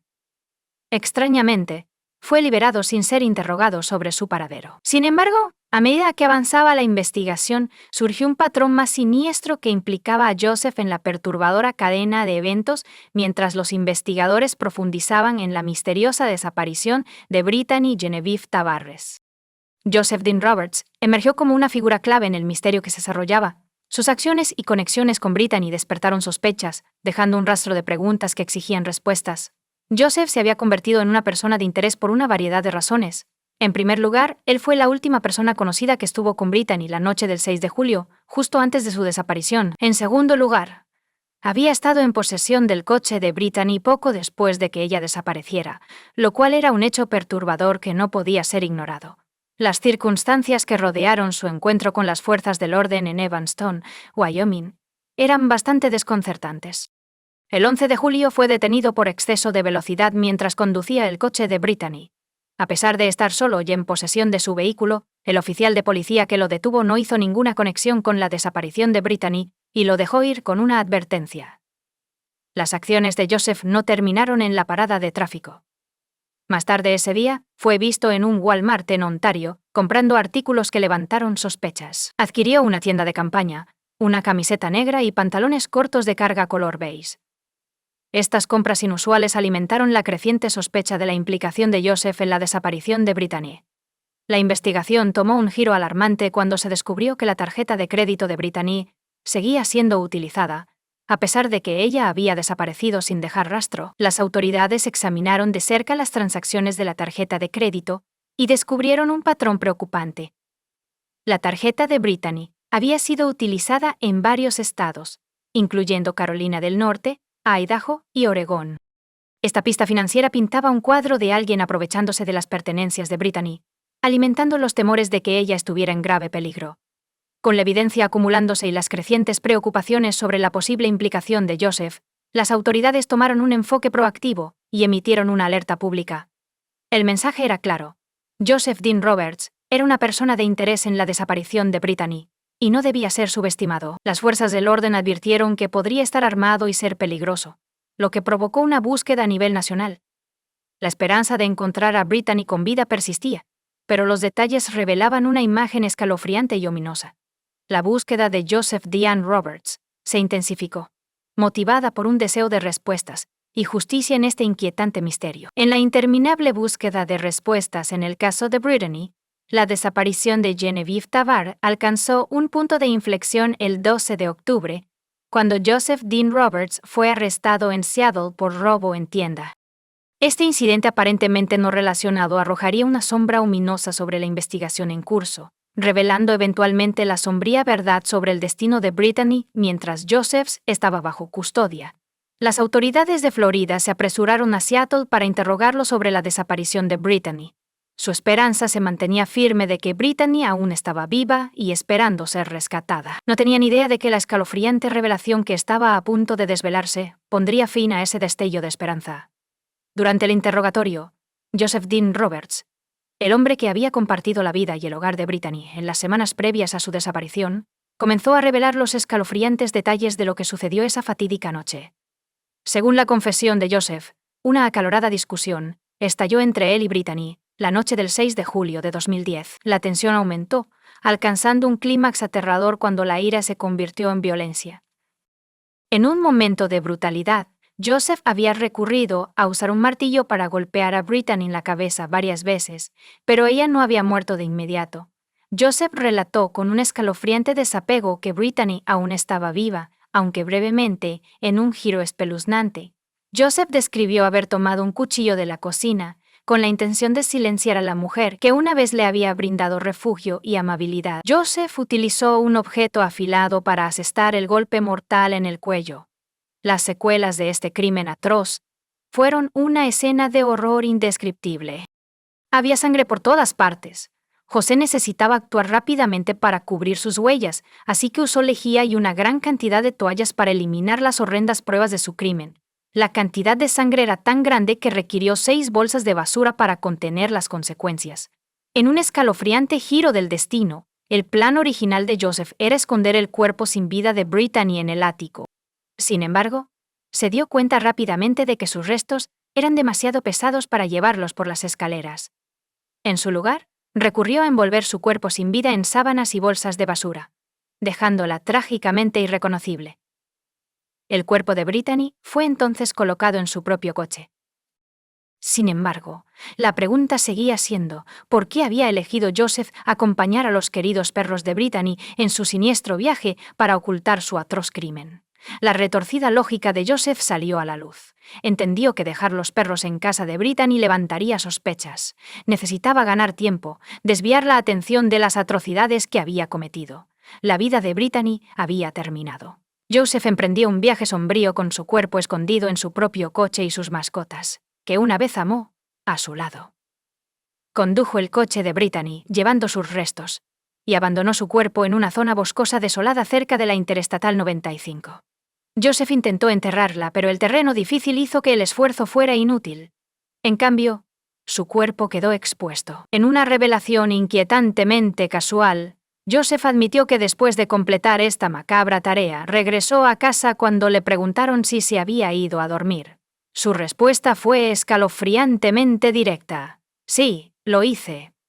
Tras este inquietante interludio, Joseph emprendió un viaje por todo el país, cruzando fronteras estatales. mientras dejaba el coche de Brittany en el aparcamiento de una biblioteca en Seattle, un recordatorio inquietante de la perturbadora naturaleza de sus acciones.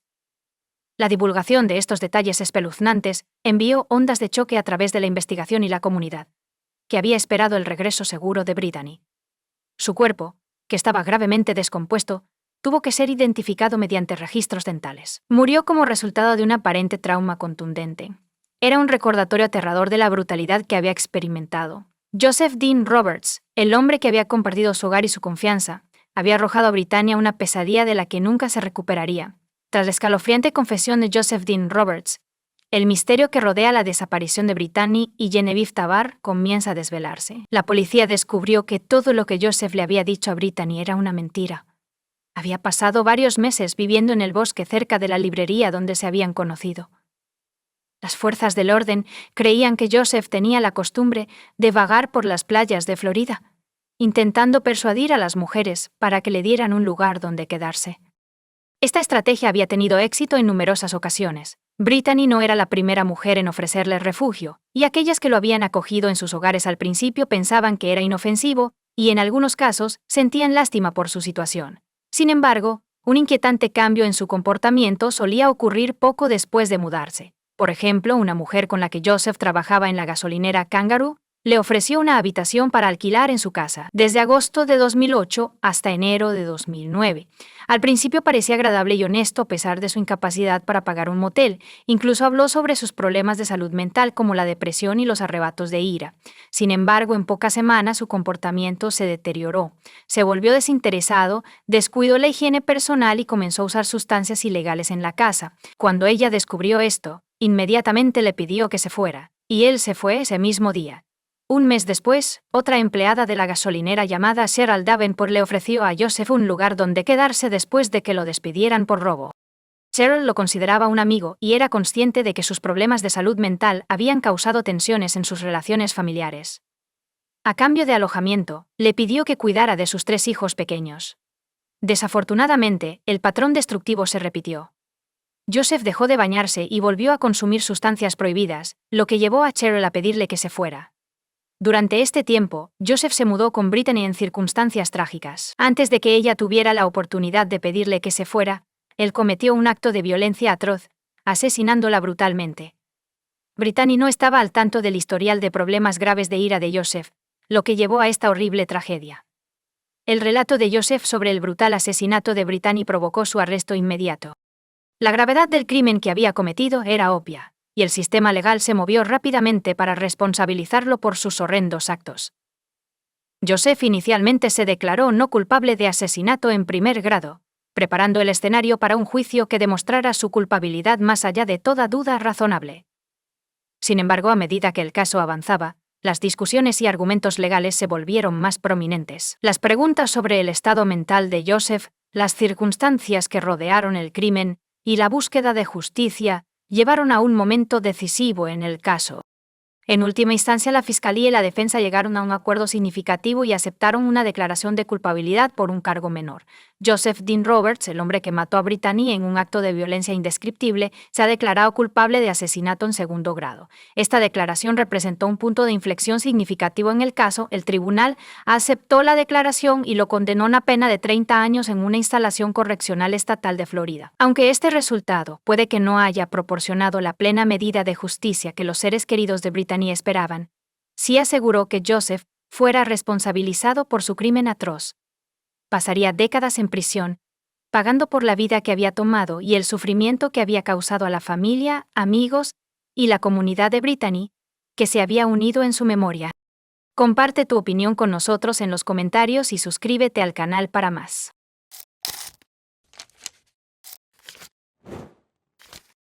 Nolan Buchanan, de 16 años, recuerda el lunes 14 de septiembre de 2015 como el mejor día de su vida. El día anterior había pasado el domingo con su novia, haciendo matemáticas tradicionales por la mañana con su familia, seguido de una reunión social con amigos y una maravillosa y romántica noche. Cuando el adolescente se despertó el lunes por la mañana junto a su chica favorita, se sintió como un empresario libre, exitoso e influyente con todo el mundo a sus pies. Después de todo, ahora era dueño de Buchanan Construction. El joven estaba a punto de heredar coches, una casa, tierras y activos monetarios, y planeaba gestionar el negocio familiar por su cuenta, sin duda mejor que su padre, quien había llevado a la empresa a la quiebra. Parece que algo salió mal. Acertimó en la oficina del sheriff del condado del Dorado arrestó a Nolan Keith Buchanan el 1 de octubre de 2015 en la escuela secundaria Bonita en Bonita, California.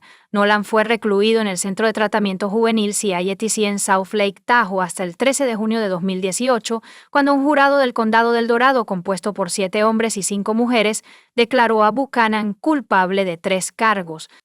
El jurado tardó solo 2 horas en llegar a una decisión.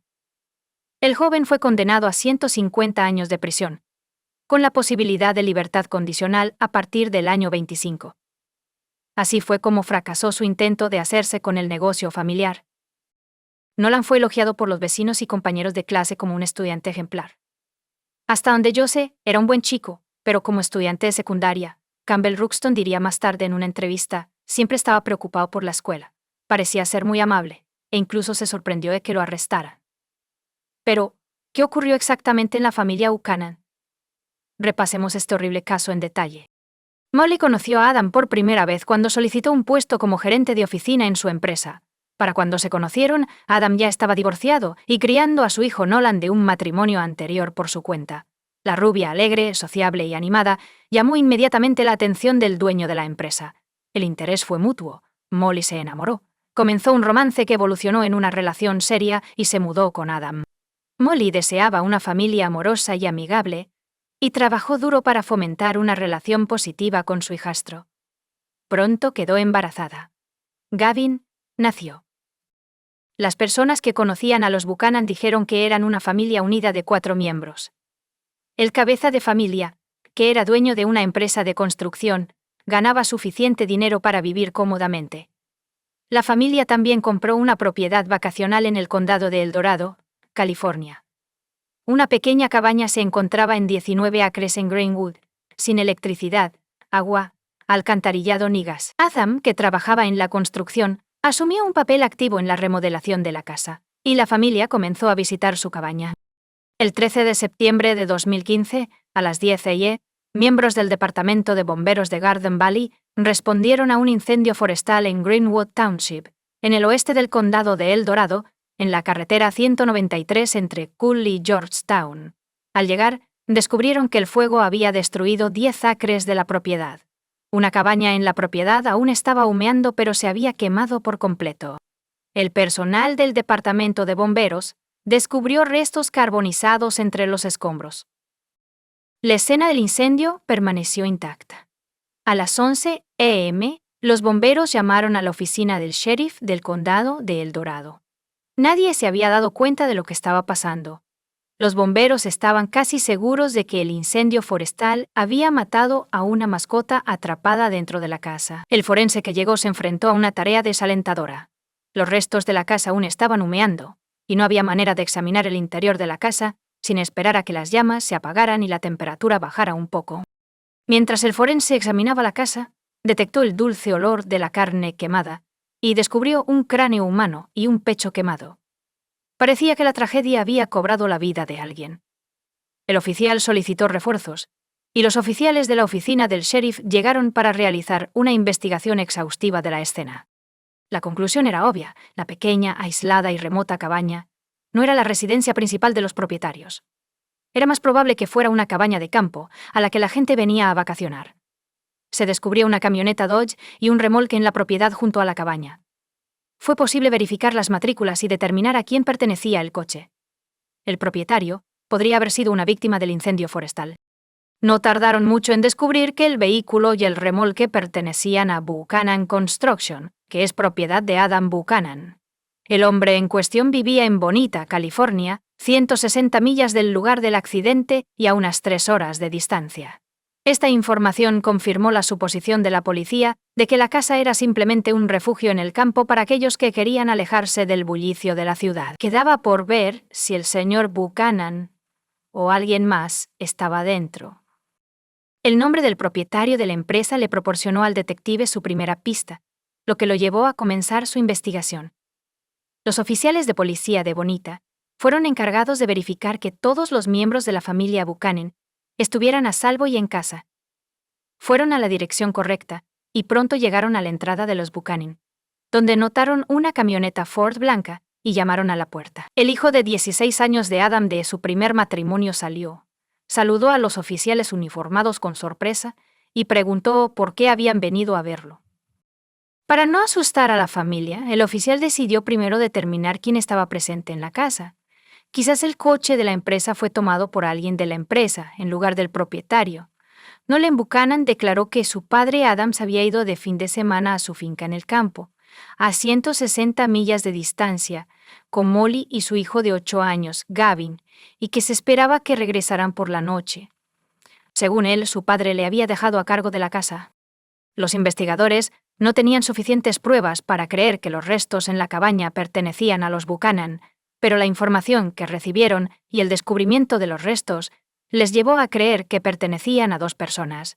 Para la noche del 13 de septiembre, fue suficiente para reportar a la familia como desaparecida en el incendio del condado de El Dorado.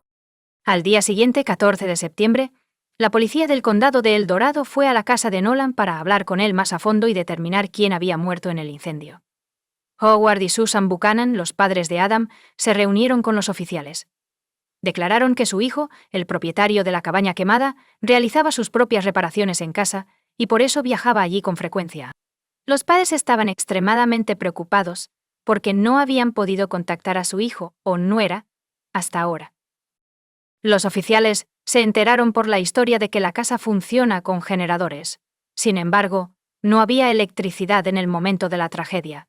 Había cilindros de gas dentro de la casa, 2 series, por lo que el incendio podría haber sido accidental o intencionado. Para el 15 de septiembre, el fuego se había apagado, lo que permitió a los investigadores recoger pruebas, incluyendo escombros de un fogón cercano. Según Denton James Peterson de la oficina del sheriff del condado del Dorado, se descubrieron nuevos restos, lo que cambió el curso de la investigación. La policía descubrió un fragmento de cráneo con un agujero de bala. En ese momento, todos nos dimos cuenta de que había habido un homicidio. Según el sheriff, el incendio no fue un accidente. Los restos fueron recogidos y enviados para un análisis forense de ADN. En el primer conjunto de restos, la bala estaba alojada en el muslo de la víctima. El cráneo con el orificio de bala, por su tamaño, pertenecía a un niño. La versión de un accidente fatal se descartó por sí sola. El asesinato se convirtió en la narrativa dominante. Nadie dudaba de que el incendio tenía la intención de destruir las pruebas del crimen. Quedaba por determinar en qué circunstancias había ocurrido el crimen. ¿Se trataba de un robo fallido? ¿O la familia se quitó la vida deliberadamente? ¿Pero quién cometió el crimen? ¿Y por qué? ¿Podría estar relacionado con Buchanan Construction, donde Adam Buchanan era presidente y director de operaciones, y alguien le guardaba rencor debido a una relación laboral? Inicialmente, los investigadores se centraron únicamente en la teoría de la escalera. También investigaron la vida de Molly para ver si tenía enemigos capaces de cometer el crimen. Cuando esas líneas de investigación se estancaron, los oficiales dirigieron su atención a los problemas en el matrimonio de Molly y Adam. Había muchos. Los investigadores descubrieron que la relación entre Molly y Adam se deterioró con el tiempo, y en el momento del crimen, habían estado durmiendo separados durante bastante tiempo. Se descubrió el diario de Molly, en el que describía el abuso por parte de Adam. Los testigos entrevistados informaron sobre un trato brusco y abuso. Aseguran que Adam fue grosero no solo con Molly, sino también con los niños. La madre de Molly, Susie Flankers, admitió a los investigadores que había momentos en los que temía que se mataran el uno al otro durante una discusión. Molly no terminó su relación con Adam, pero ocasionalmente tomaba a su hijo y se iba a la casa de sus padres, regresando unos días después hasta su próxima pelea. También resultó que la pareja disfrutaba de la caza en la zona que rodeaba su casa de campo. Como todos estaban armados, los investigadores supusieron que durante otra discusión, uno de los cónyuges agarró un arma y disparó, y cuando se dio cuenta de lo que había hecho, se suicidó. Sin embargo, había una contradicción. Si la tragedia ocurrió como resultado de un conflicto entre marido y mujer, el instrumento del crimen debió estar cerca de los restos de uno de ellos, lo cual no fue así. Los investigadores especularon que el arma podría haber sido dañada en el incendio, y no aparecía tan obvia como se había anticipado. Durante el transcurso de 5 días, Los miembros del equipo forense se turnaron para retirar los escombros de la casa. La búsqueda se llevó a cabo con precisión quirúrgica, pero los resultados no fueron los esperados. No se encontraron armas en la casa. Para entonces, los datos del examen forense habían llegado. El ADN encontrado en los cuerpos pertenecía a Adam Buchanan, Molly McAfee y su hijo de 8 años. Las 3 víctimas habían sufrido heridas de bala antes del incendio, y el ángulo de las heridas de bala descartó la posibilidad de que alguien se hubiera suicidado. La falta de armas de fuego indicaba que había otra persona en la casa. Se descubrió que una cuarta persona había disparado contra los Buchanan, y la investigación tuvo que reiniciarse. La policía no tuvo más remedio que recurrir al hijo de 16 años de los fallecidos. Nolan les dijo a los oficiales que la familia se fue en una vieja camioneta Dodge. Según el hijo, su padre eligió usar el vehículo de la empresa en lugar de su Ford personal, que estaba estacionado en la entrada, porque había cargado la camioneta y el remolque con piedras para decorar el área cerca de su cabaña en el campo. La policía descubrió esta camioneta cerca de la estructura quemada.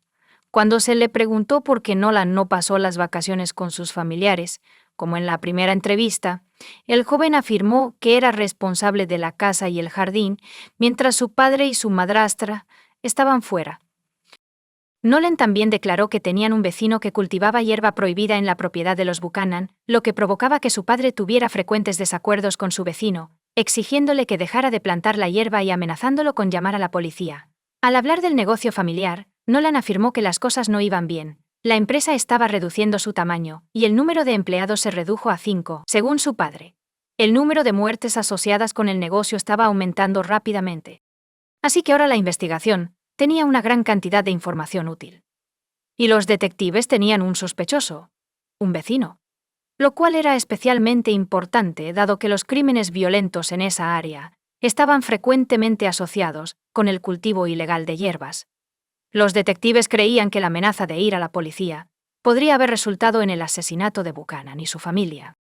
El problema era que nadie sabía de qué vecino estaban hablando. Los investigadores recorrieron el vecindario entrevistando a todos los propietarios de viviendas en sucesión. La táctica fue exitosa. Descubrieron a un hombre que confirmó la historia de una pelea con Adam por cultivar un cultivo prohibido. Sin embargo, afirmó que el conflicto se había resuelto tras una acalorada discusión. El vecino tenía una coartada, y otra versión resultó ser insostenible.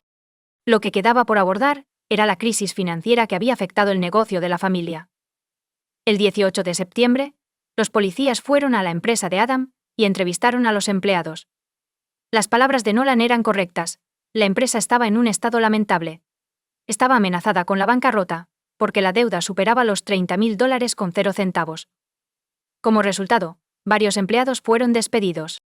Resultó que algunos de los antiguos empleados estaban extremadamente insatisfechos con la reducción, y por lo tanto, podrían haber estado involucrados en el crimen. Y ahí fue donde los investigadores tuvieron suerte. Durante el fin de semana, la escuela secundaria local organizó un día de limpieza comunitaria, con estudiantes limpiando escombros de un parque empresarial, a menos de 1 milla de la empresa de construcción de Adam. Estuvo presente el 19 de septiembre.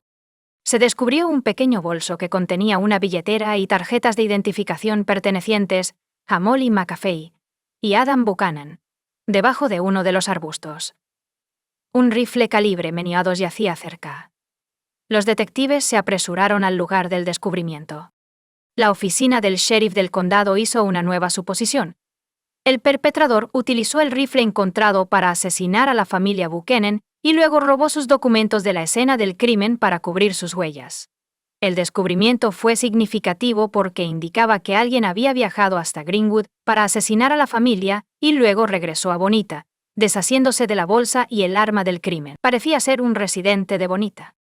La evidencia encontrada cerca del sitio de construcción de Buchanan fortaleció la teoría de que el jefe fue asesinado por uno de los empleados descontentos. Los detectives colocaron el arma en la bolsa de documentos para su examen y solicitaron una orden para registrar los archivos y las instalaciones de la empresa. Los investigadores tuvieron suerte de nuevo. Durante la búsqueda, accedieron a una cámara de videovigilancia ubicada en las instalaciones de la empresa. Por pura casualidad, el objetivo de la cámara estaba apuntando al centro del estacionamiento en lugar del territorio de la empresa. Tras este descubrimiento, el caso estaba a solo días de resolverse. Como ya se sabía que la familia había salido de la ciudad el viernes, Los investigadores examinaron las grabaciones del viernes y se sorprendieron al descubrir que Adam había enganchado un remolque cargado de rocas a una Ford F-150. No era una camioneta Dodge, como les había dicho Nolan. Los detectives descubrieron que el joven había manipulado deliberadamente la investigación.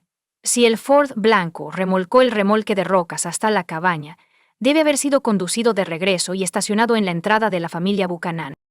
Los investigadores entrevistaron a Nolan para mantenerlo a salvo, mientras recopilaban la mayor cantidad de información posible.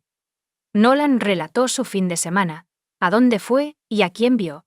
Pero esta vez le preguntaron qué película habían visto en el cine, cómo había pagado sus compras en el centro comercial y cómo había pagado el postre en una cita. Nolan, que no tenía idea, respondió con el número de tarjeta de crédito de su padre. Los oficiales luego solicitaron una orden para registrar la casa de Buchanan en Bonita, sus vehículos y sus registros financieros. El automóvil Ford permaneció estacionado en la entrada. Fue inspeccionado a fondo y descubrieron tierra rojiza adherida a las ruedas. Esto es similar a lo que ocurre en Greenwood. Si el Ford se hubiera utilizado para un viaje el fin de semana pasado o antes, podrían haber quedado rastros de tierra, pero no habrían sido tan visibles. Desafortunadamente, el fuego destruyó las marcas de las huellas de las ruedas cerca de la casa de campo. Sin embargo, la acumulación de tierra indicaba que el coche probablemente había estado en Greenwood recientemente. Los detectives rastrearon los pagos con tarjeta bancaria y descubrieron que Adam Buchanan usó su tarjeta de crédito el viernes 11 de septiembre. Se detuvo en Taco Bell de camino a Greenwood. Nolan, por otro lado, afirmó que se quedó en casa, no acompañó a sus padres y tenía la tarjeta de crédito en su posesión. Los detectives fueron al restaurante a revisar las cámaras de seguridad. Vieron exactamente lo que esperaban: un Ford blanco en lugar de una camioneta. Cuando los detectives registraron el Ford, descubrieron un recibo de Taco Bell fechado el 11 de septiembre. Eso incluía no 3, sino 4 bebidas. También se identificaron 4 vasos de bebida en la evidencia recogida en la escena del incendio. Entonces, Nolan estaba dentro del coche. La siguiente transacción con tarjeta de crédito ocurrió el sábado 12 de septiembre, en el Valencia Club Bar, en Penryn, a unos 30 minutos de la cabaña. Los padres de Adam ya habían informado a los detectives sobre el bar. Declararon que su hijo y su nuera visitaban frecuentemente después de que la cabaña había sido renovada.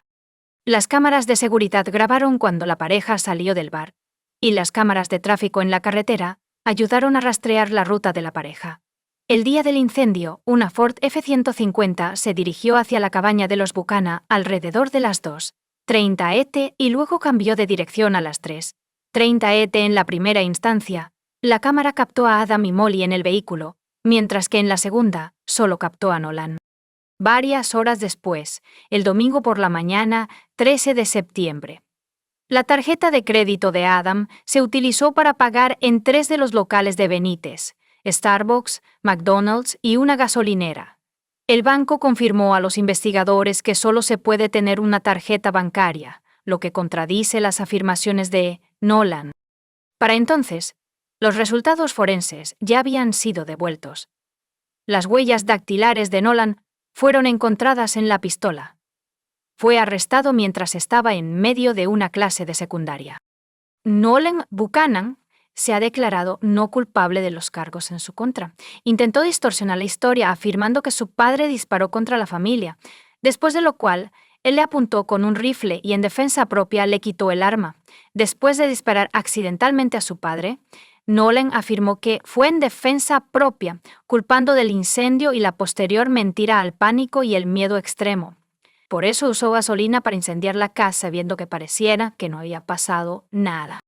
La defensa centró repetidamente la atención del jurado en el abuso de Adam hacia su propio hijo y otros miembros de la familia. El médico forense cuestionó el veredicto porque la marca de la herida de bala en un trozo del cráneo de Gavin correspondía a un disparo realizado en un ángulo de casi 90 grados. Nolan, por otro lado, afirmó que las camas de él y su hermano estaban una al lado de la otra y que el ruido y los gritos los habían despertado simultáneamente. Nolan afirma haber visto a alguien entrar en el dormitorio y disparar a Gavin justo cuando él se despertaba. El tirador luego apuntó el rifle a Nolan, quien milagrosamente empujó al atacante. Bajo este escenario, el disparo habría sido realizado en un ángulo de aproximadamente 45 grados, lo que contradice los hallazgos forenses. La fiscalía concluyó que Nolan disparó a su hermano cuando estaban solos en la casa, mientras sus padres estaban en un bar. Después de esperar a que su padre y su madrastra regresaran, Nolan también les disparó. Según el lugar donde se descubrieron los cuerpos, Adam fue asesinado primero, seguido de Molly. Nolan luego tomó el rifle.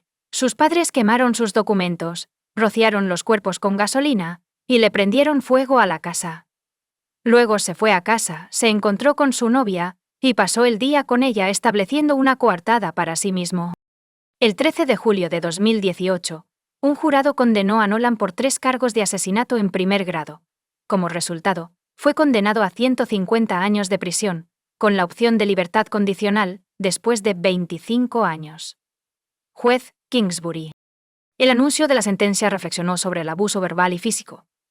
Nolan testificó que masacró a su hermano porque no quería que él experimentara el mismo horror o se viera obligado a vivir con lo que su padre ya le había hecho.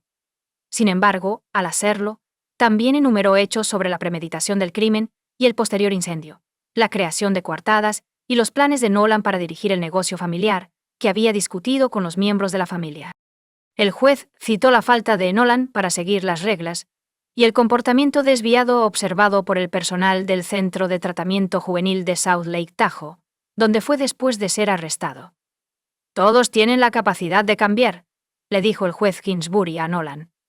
«Espero que haga todo lo posible para lograrlo. Si te comportas adecuadamente, según el proyecto de ley del Senado y las decisiones de la Corte Suprema, serás elegible para la libertad condicional después de 25 años en prisión. Tú decides si tomas o no esa oportunidad». Nolan sigue insistiendo en que es inocente. Si alguna vez es liberado bajo libertad condicional, se le exigirá que pague una compensación significativa a las víctimas. La cantidad de la indemnización actualmente se desconoce. Comparte tu opinión con nosotros en los comentarios y suscríbete al canal para más.